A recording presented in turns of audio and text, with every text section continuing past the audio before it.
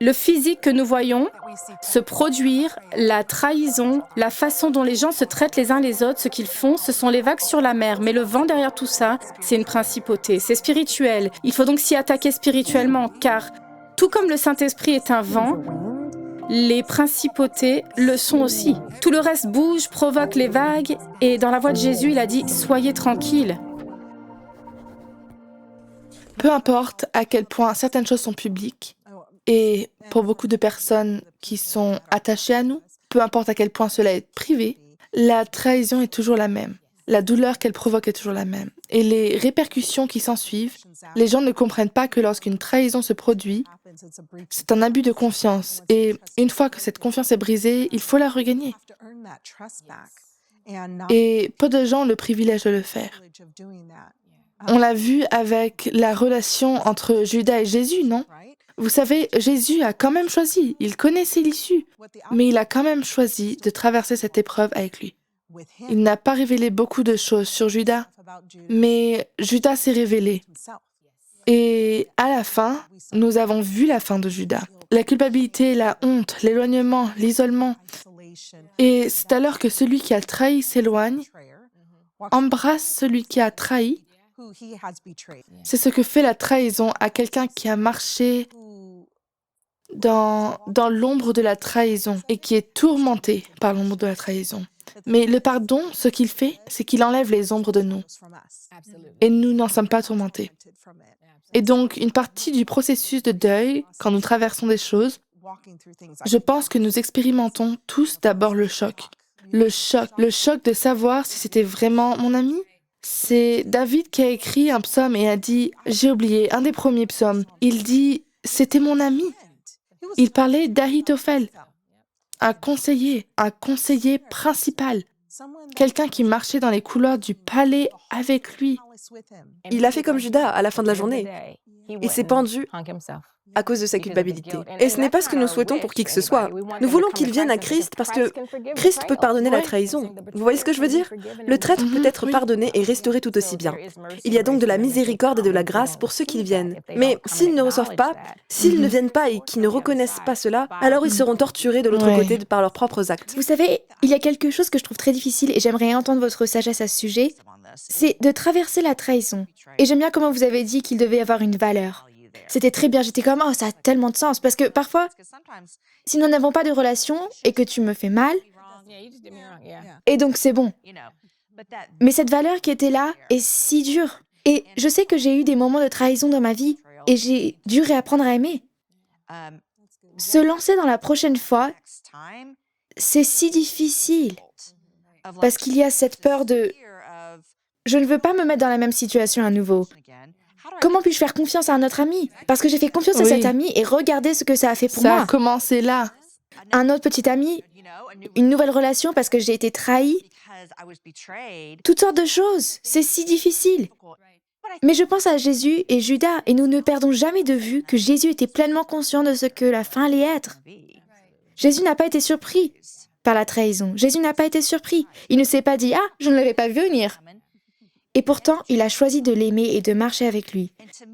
Pour moi, c'est des choses difficiles.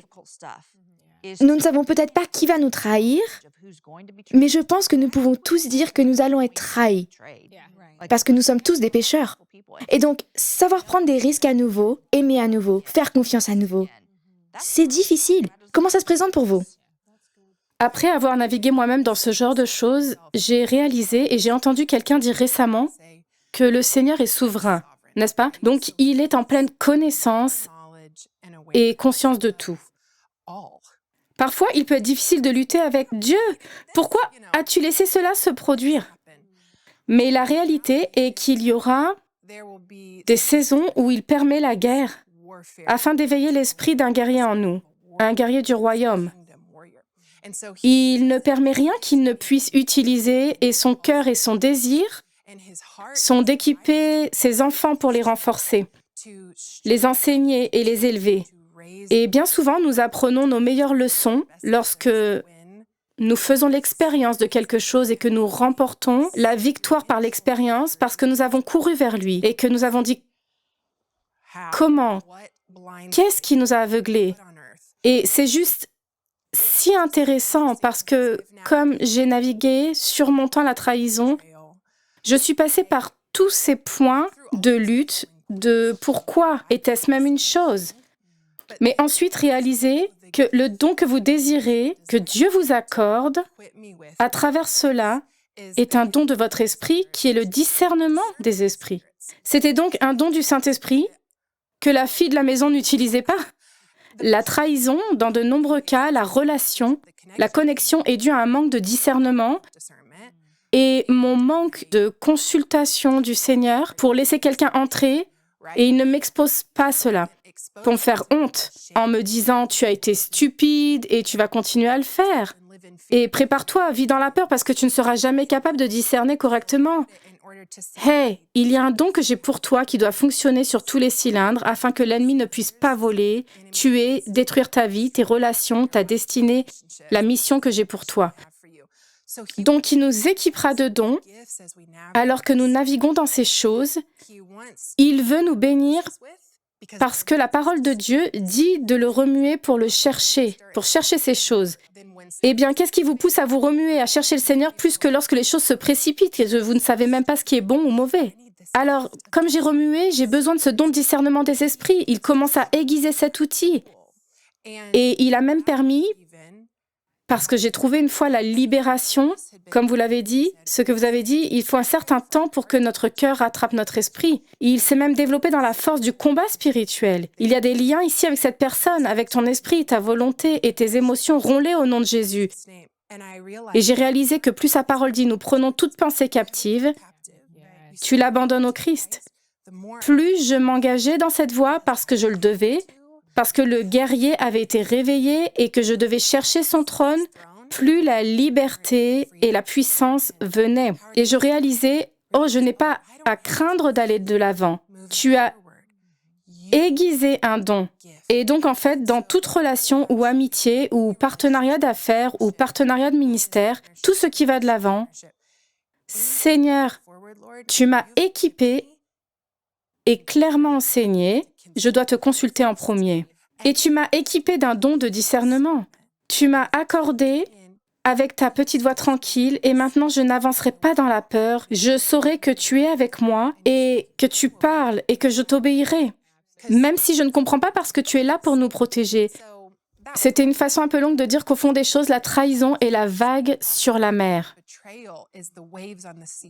J'ai été formée à cela par une femme incroyable récemment. Elle m'a dit, le physique que nous voyons se produire, la trahison, la façon dont les gens se traitent les uns les autres, ce qu'ils font, ce sont les vagues sur la mer. Mais le vent derrière tout ça, c'est une principauté, c'est spirituel.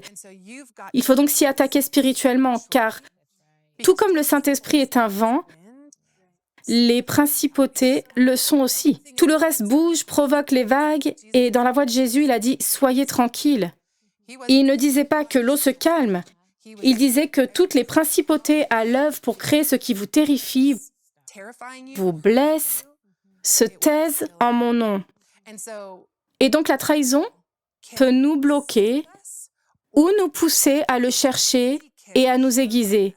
Et nous avançons avec un plus grand discernement. Shalom, j'espère que vous avez aimé cette vidéo. Abonnez-vous pour ne pas rater nos programmes. Merci de faire partie de notre famille TBN. Que Dieu vous bénisse. Shalom de Jérusalem.